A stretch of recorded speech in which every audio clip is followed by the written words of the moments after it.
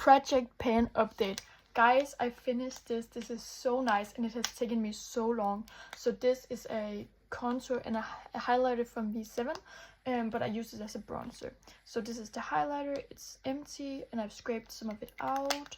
And this is the bronzer and that is also empty. I am so excited. So now we need to find a replacement.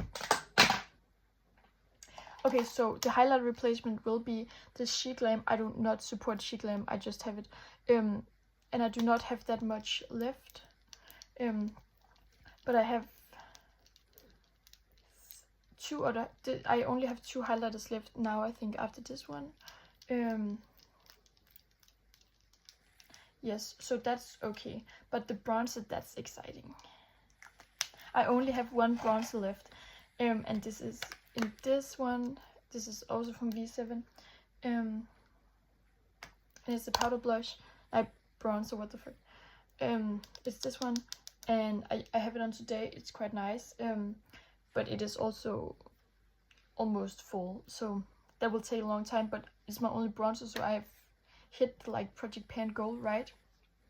Anyways, see you in the next video.